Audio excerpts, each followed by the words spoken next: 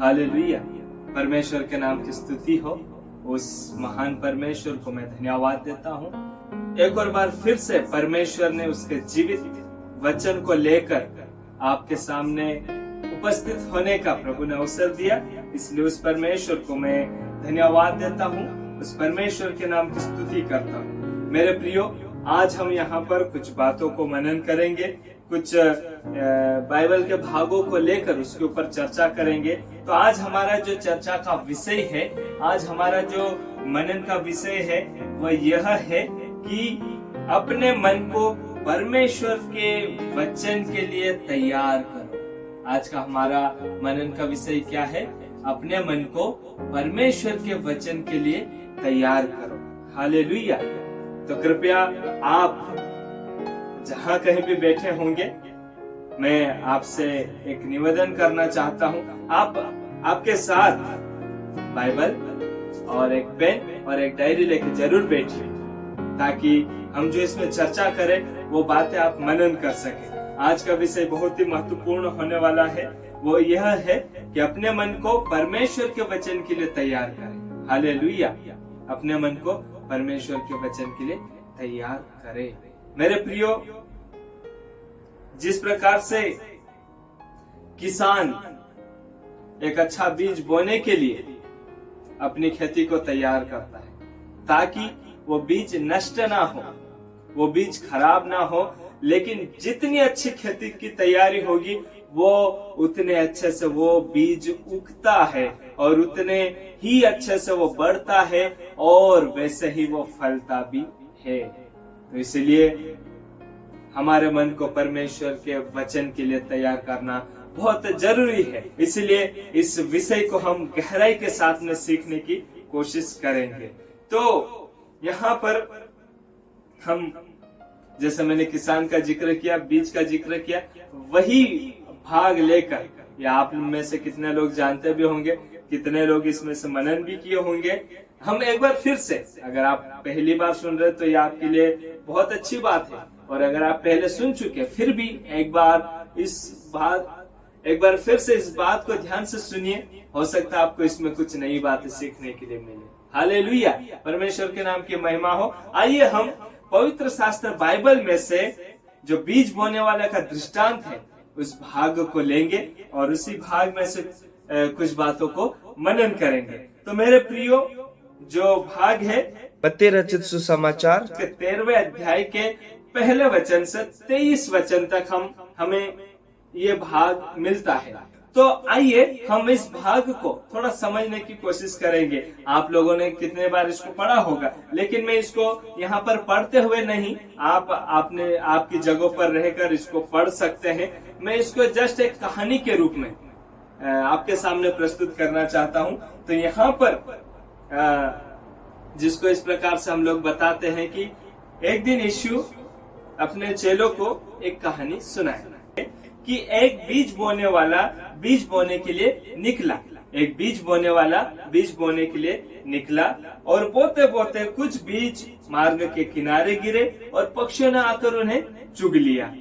फिर आगे लिखा है, कुछ बीज पथरीली भूमि में गिरे, जहां उन्हें बहुत मिट्टी न मिली और गहरी मिट्टी न मिलने के कारण वे जल्द उग आए, पर सूरज निकलने पे वे जल गए और जड़ न पकड़ने से वे सूख गए।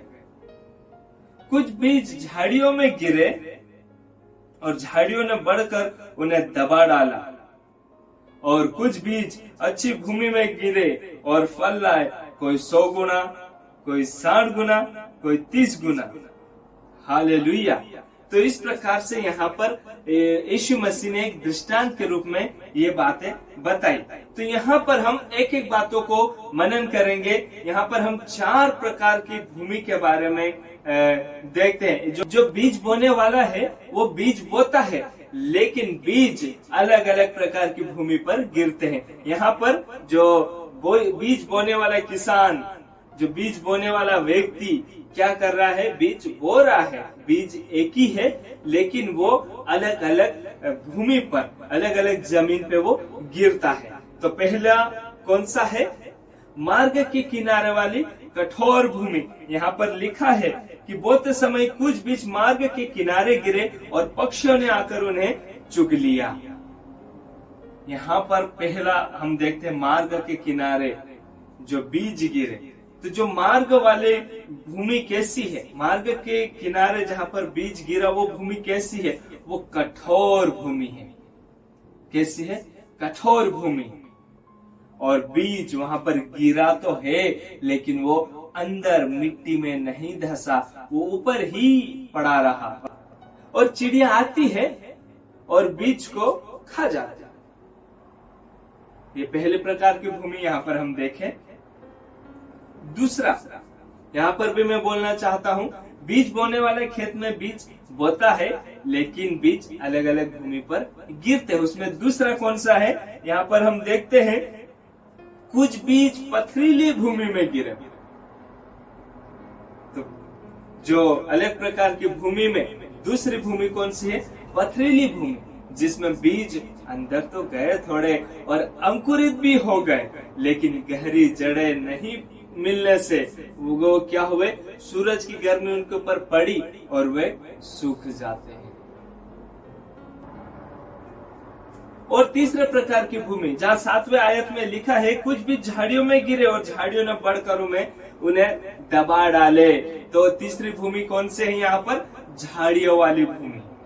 हालेलुया। तीसरी भूमि कौन सी है, झाड़ियों वाली, जिसमें बीज क्या करते हैं, दब जाते हैं और दब कर फल नहीं ला पाते। बीज फल नहीं ला पाते हैं झाड़ियों में दबकर। ये तीसरी भूमि झाड़ियों वाली। और चौथी भूमि जिसके बारे में लिखा है पर कुछ बीज अच्छी भूमि में गिरे, पर कुछ बीज अच्छी भूमि में गिरे। वो अच्छी भूमि, चौथी भूमि कौन सी है, अच्छी भूमि, जिसमें बीज अंकुरित होते हैं, बढ़ते हैं, 100 गुना, 60 गुना, 30 गुना फल लाते हैं।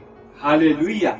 तो ये घटना हम यहाँ पर देखते हैं। मैं एक बार फिर से यहाँ पर बता देना चाहता हूँ, पहली भूमि है मार्ग के किनारे वाली कठोर भूमि, जिसमें बीज ऊपर ही गिरे रहते हैं और पक्षी आकर उसको उठाकर ले जाते हैं और खा जाते हैं। पक्षी आकर उसे उठाते हैं और खा जाते हैं। दूसरी भूमि पथरीली भूमि, जिसमें बीज अंदर तो गया और अंकुरित भी हुआ लेकिन गहरी जड़ें नहीं मिल पाती, गहरी जड़ें नहीं पकड़ पाए और इसलिए क्या हुए, वो सूरज की गर्मी पड़ने से वो सूख जाते हैं।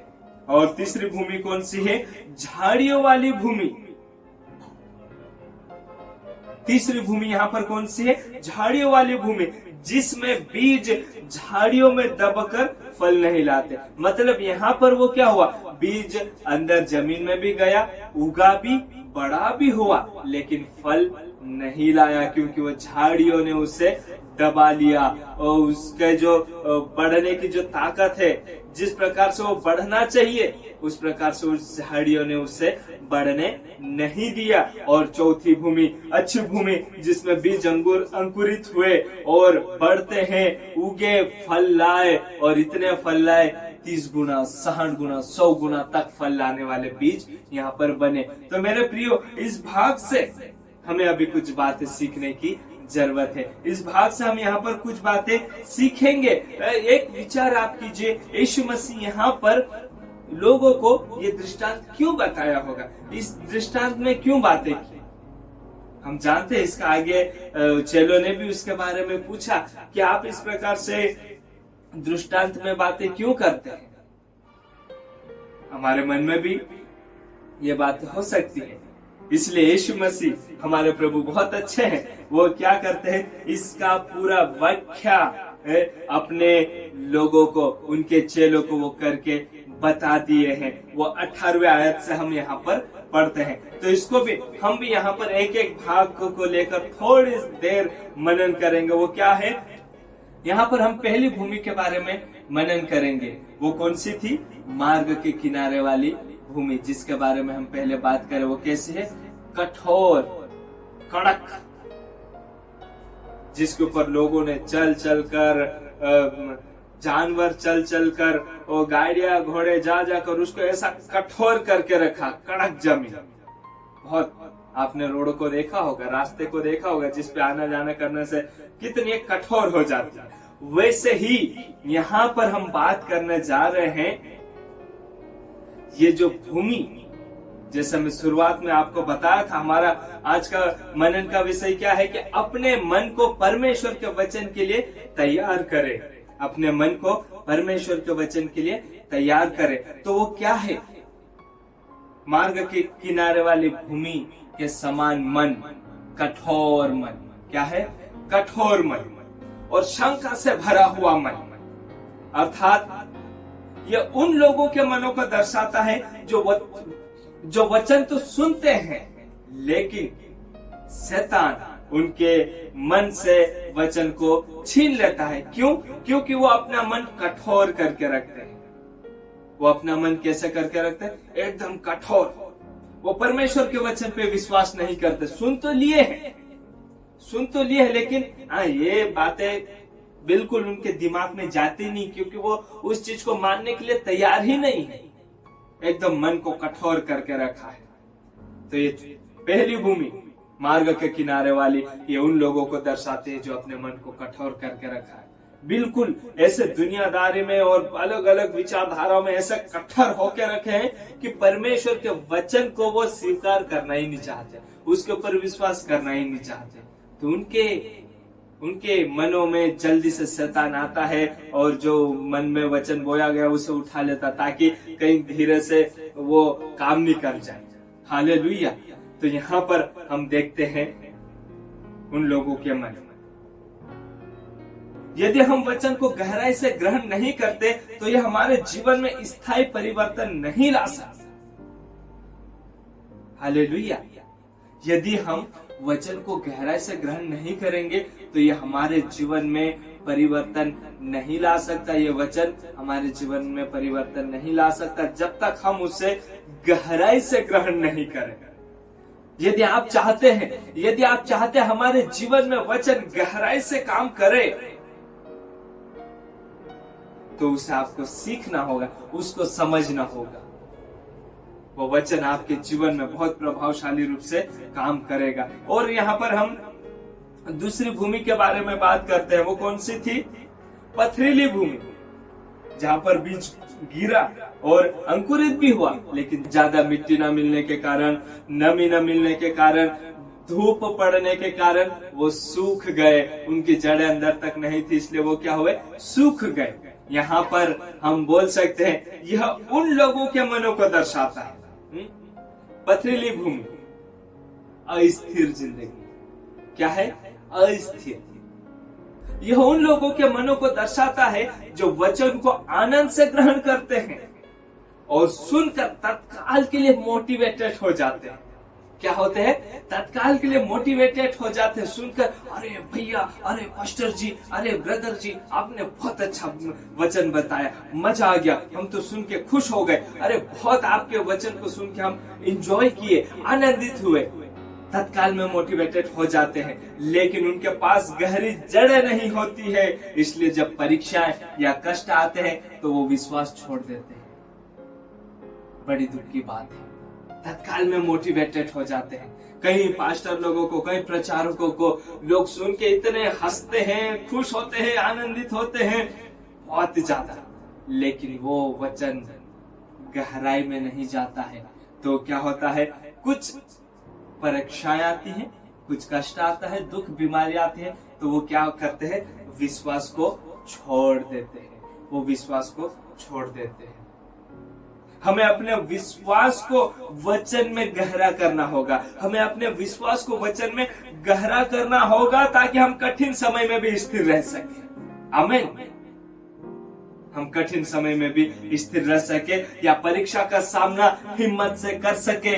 इसलिए हमें हमारे विश्वास को वचन में गहरा करना होगा। मेरे प्रिय, तत्काल के लिए मत मोटिवेटेड होइए, तत्काल के लिए आनंदित मत होइए। परमेश्वर ने हमें तत्काल के लिए जीवन नहीं दिया है, तत्काल की खुशियां नहीं दी है, तत्काल की शांति नहीं दी है। वो अनंत काल के लिए दिया है। जो कुछ भी दिया वो अनंत काल के लिए दिया है। तो उसके लिए तैयारी में रहिए। और यहाँ पर हम तीसरी भूमि के बारे में बात करते हैं। वो कौन सी भूमि है? झाड़ियों वाली भूमि। झाड़ियां कैसी रहती है? उलझी हुई। बिल्कुल झाड़ियां ऐसी उलझी हुई रहती ना, वैसी उलझी हुई जिंदगी या उलझा हुआ मन। पहला हमने देखा मार्ग के किनारे वाली भूमि, ऐसा मन जो कठोर है। दूसरा हमने देखा क्या था? पथरीली भूमि जो अस्थिर है, ऐसा मन जो अस्थिर है। और तीसरा हम देखते हैं झाड़ियों वाली भूमि, एकदम उलझी हुई जिंदगी, उलझा हुआ मन। यह उन लोगों को दर्शाता है जो वचन को सुनते हैं लेकिन संसार की चिंताओं और धन और पद की लालसा उनके मन में जो वचन बोया गया उसे दबा देती है। और जिससे क्या होता है? उनके मसीह जीवन में वचन के फल नहीं दिखते हैं। क्या होते हैं? वचन के फल नहीं दिखते। क्यों नहीं दिखते? क्योंकि उनकी जिंदगी कैसी है? उलझी हुई है। किसमें? संसार की चिंता में, धन के लालच में, पद के लालच में। जो वचन उनके अंदर बोया गया है वह दब जाता है और मसीह जीवन में फल नहीं आता है। वचन कार्य नहीं करता है या वचन का प्रभाव जीवन में नहीं दिखता है। संसार की इच्छाओं वो लालसाओं से बचकर हमें जीवन को परमेश्वर के सामर्थ्य हाथों में सौंपना होगा। क्या करना होगा? सांसारिक इच्छाओं और लालसाओं से बचकर हमें अपने जीवन को परमेश्वर के सामर्थ्य हाथों में समर्पित करके जीना होगा। और जो तमाम झाड़ियां हैं, तमाम जो कांटे हैं, तमाम जो कचराएं हैं, उनको क्या करना है? दूर करके आत्मिकता का जीवन जीना पड़ेगा मेरे प्रिय। अगर वचन का प्रभाव आप आपके जीवन में देखना चाहते हैं तो ये उलझी हुई जिंदगी को सुलझी हुई जिंदगी बना लो।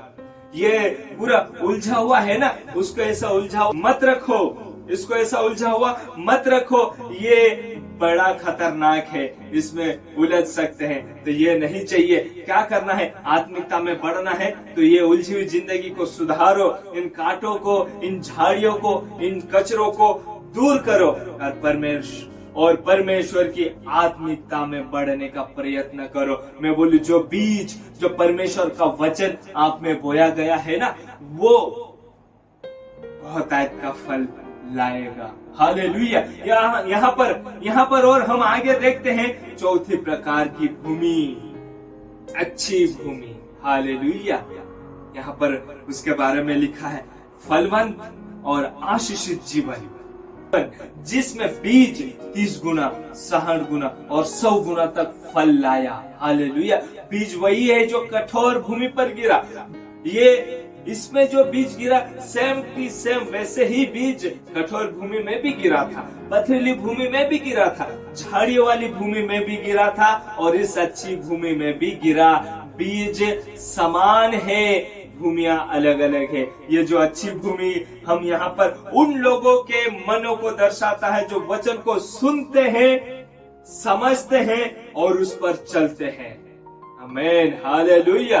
परमेश्वर के नाम की महिमा हो। वो कितना सुंदर वचन यहाँ पर हमें बताता। ये अच्छी भूमि उन लोगों को दर्शाती है जो क्या करते हैं? वचन को सुनते हैं, समझते हैं और उस पर चलते हैं, उसको फॉलो करते हैं, उसका पालन करते हैं, उसके अनुसार करने की कोशिश करते हैं। वे 30 गुना, 60 गुना और 100 गुना तक फल लाते हैं। हालेलुया।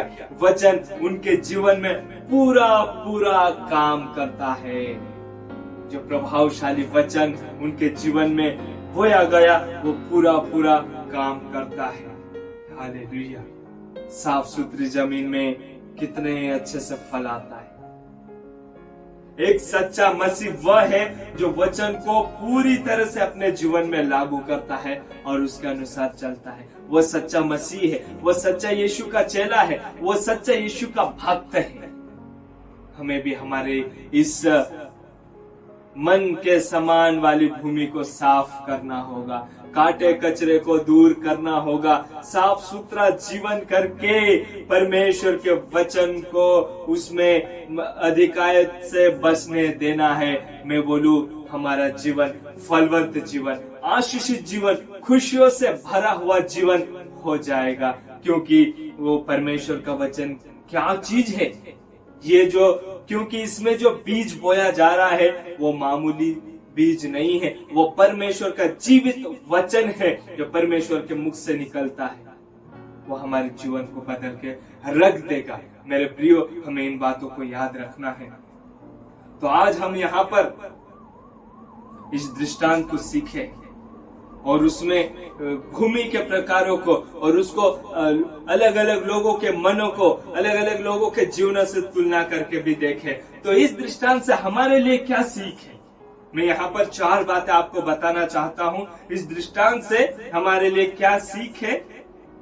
पहली बात, अपने हृदय को, अपने मन को अच्छे तैयार करके रखो। परमेश्वर का वचन तब फल देता है जब हमारा मन अच्छी भूमि की तरह होगा। हालेलुया। मैं फिर से इस बात को दोहराना चाहता हूँ। पहली बात, हमारे मन को तैयार करके रखे परमेश्वर के वचन के लिए। तो क्या होगा, परमेश्वर का वचन फिर ऐसा महाफल फल देगा कि 30 गुना, 60 गुना, 100 गुना तक फल मिलेगा। हालेलुया। और दूसरी बात यहाँ पर हम देखते हैं, वचन का पालन करना। जो वचन हमें सुनाया जा रहा है, जो वचन हमें सिखाया जा रहा है, उसका पालन करना। यहाँ पर मैं आप लोगों को बताना चाहता हूँ, हमारे लिए केवल वचन को सुनना पर्याप्त नहीं है, उसे समझना है, उस पर विश्वास करना है और उसे अपने जीवन में लागू करना है। ये दूसरी बात, वचन को अपने जीवन में लागू करना है। और तीसरी बात मैं आपको बताना चाहता हूँ, जो सांसारिक बाधाएं हैं उनको क्या करना है, दूर करना है। जो सांसारिक बाधाएं हैं, चिंताएं हैं, लालसाएं हैं, परीक्षाएं हैं, कष्ट है, बीमारी हो सकती है, अलग अलग प्रकार की ये सांसारिक बाधाएं आएगी, उन्हें दूर करना है। क्योंकि ये बाधाएं, ये परीक्षाएं, ये लालसाएं, ये चिंताएं हमारी जिंदगी को उलझा देती है और परमेश्वर के वचन के प्रभाव को कम कर देती है।